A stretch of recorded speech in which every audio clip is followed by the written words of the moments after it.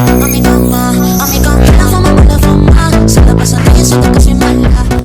semuanya, perkenalkan nama saya Delia Amanda Pangabean dengan NIM 24011108002.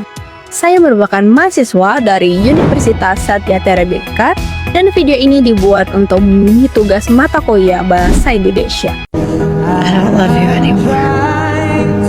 Since when? Doesn't matter. I love you. Too late.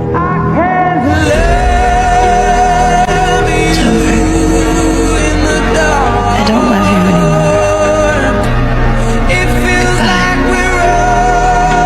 Goodbye.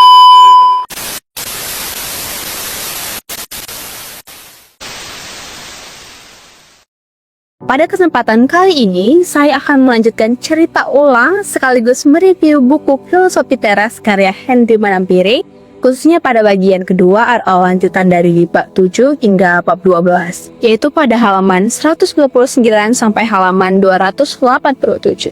Mari kita bahas bab 10.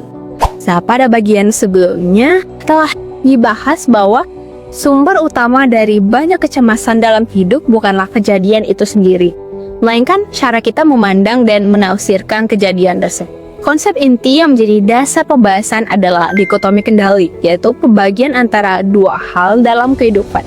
Yang pertama, hal yang bisa kita kendalikan seperti pikiran, sikap, keputusan, dan cara kita merespons suatu kejadian.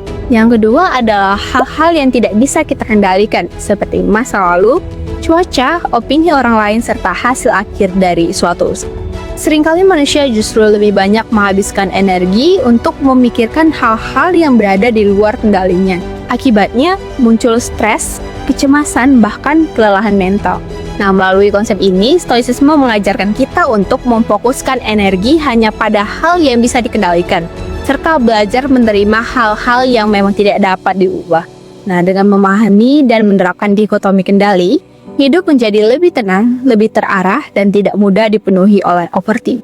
Mari kita bahas bab 7 sampai bab 12. Bab 7 mengantisipasi hal buruk atau premeditatio malorum. Nah, pada bab ini dijelaskan bahwa dalam stoicisme kita dianjurkan untuk membayangkan kemungkinan terburuk yang bisa terjadi dalam hidup. Nah, sekilas hal-hal ini terlihat negatif atau terdengar negatif. Namun sebenarnya tujuan dari latihan ini adalah untuk memperkuat kesiapan mental. Nah, dengan membayangkan kemungkinan buruk, kita tidak akan terlalu bergantung pada harapan yang terlalu tinggi. Selain itu, kita menjadi lebih siap menghadapi kenyataan, tidak mudah terkejut, dan tidak terlalu terpuruk ketika menghadapi kegagalan. Contohnya dalam kehidupan mahasiswa, saat mengikuti ujian, kita tentu berharap mendapatkan nilai yang baik kan? Namun, dengan pendekatan stoik, kita juga mempersiapkan diri kita jika hasilnya memang tidak sesuai dengan harapan. Nah, dengan demikian, ketika hasil kurang memuaskan, kita tidak langsung merasa hancur, melainkan bisa berpikir lebih rasional serta mencari solusi. Nah, latihan ini mengajarkan bahwa kesiapan menghadapi kenyataan jauh lebih penting daripada sekedar berharap pada hasil. Bab 8, mengelola emosi negatif secara rasional. Nah, bab ini membahas bagaimana manusia seringkali dikendalikan oleh emosinya sendiri. Emosi seperti marah, sedih, kecewa, dan cemas sebenarnya adalah hal yang alami dan tidak bisa dihindari. Namun yang menjadi masalah adalah ketika kita bereaksi secara berlebihan terhadap emosi tersebut. Stoicisme mengajarkan prinsip untuk tidak bersikap ren. Artinya, kita tidak langsung merespon satu kejadian dengan emosi yang spontan. Nah, sebaliknya kita diajak untuk berhenti sejenak, menarik napas, dan memikirkan respon yang paling bijak. Contohnya, ketika seseorang berkata kasar pada kita, reaksi spontan yang biasanya adalah marah atau membalas. Nah, namun dengan pendekatan stoik, kita akan berpikir, apakah reaksi marah ini akan memperbaiki keadaan? Nah, biasanya tidak. Dengan mengelola emosi yang secara rasional, kita bisa menjaga hubungan tetap baik dan menghindari konflik yang memang tidak perlu. Bab 9, membangun karakter dan nilai kehidupan. Bab ini menekankan bahwa tujuan hidup bukan hanya untuk mencari kesenangan atau menghindari penderitaan, melainkan untuk menjadi pribadi yang lebih baik. Nah, di dalam stoicisme, kebahagiaan sejati adalah yang berasal dari karakter yang kuat. Nah, beberapa nilai yang ditekankan antara lain kejujuran, tanggung jawab, disiplin, keadilan, dan empati terhadap sesama. Kita diajarkan untuk tidak bergantung pada penilaian orang lain, melainkan fokus pada kualitas diri sendiri. Contohnya, dalam kerja kelompok, mungkin ada anggota yang tidak berkontribusi. Daripada terus menyalahkan, kita bisa memilih untuk tetap menjalankan tanggung jawab kita dengan baik. Nah, dengan demikian, kita tetap berkembang sebagai pribadi tanpa bergantung pada kondisi sekitar. Bab 10, menjalin hubungan sosial yang sehat. Bab ini membahas bagaimana stoicisme memandang hubungan antar manusia. Sebagai makhluk sosial, manusia pasti berinteraksi dengan orang lain. Namun, konflik sering terjadi karena ego, kesalahpahaman, dan ekspektasi yang tidak realistis. Stoicisme mengajarkan kita untuk tidak mudah tersinggung, lebih memahami sudut pandang orang lain, serta bersikap adil dan rasional. Contohnya, ketika kita menerima kritik, kita tidak bisa langsung menanggapinya sebagai serangan pribadi. Sebaliknya, kita mencoba melihat apakah kritik tersebut benar dan bisa membantu kita berkembang. Nah, dengan pola pikir ini, hubungan sosial menjadi lebih sehat dan tidak dipenuhi oleh emosi negatif.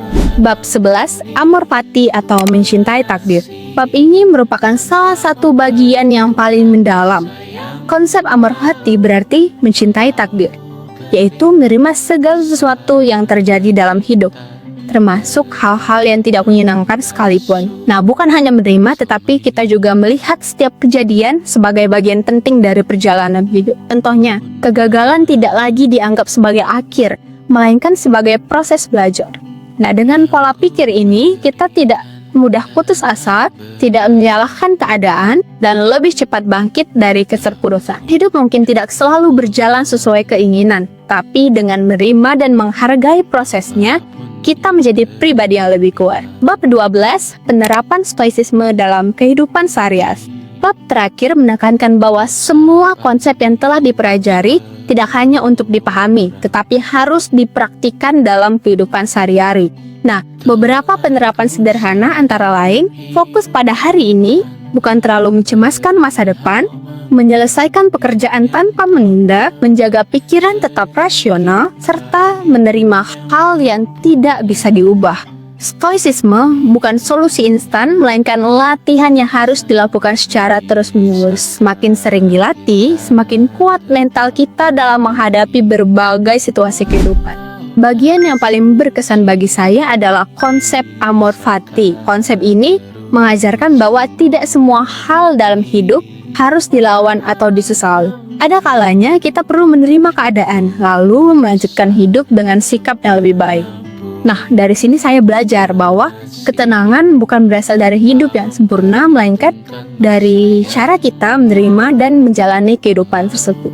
Setelah saya membaca keseluruhan buku, saya mendapatkan beberapa pelajaran penting.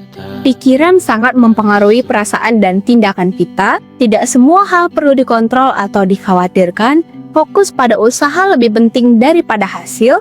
Emosi harus dikelola, bukan dilampiaskan, serta kesulitan adalah bagian dari proses untuk pembentukan diri. Buku ini mengajarkan bahwa ketenangan hidup berasal dari cara kita berpikir dan menyikapi keadaan. Sebagai kesimpulan, buku Filosofi Teras memberikan panduan yang sederhana, namun sangat mendalam dalam kehidupan kita. Dengan menerapkan prinsip stoicisme, kita dapat menjadi pribadi yang lebih kuat, lebih bijaksana, dan lebih siap menghadapi berbagai tantangan hidup.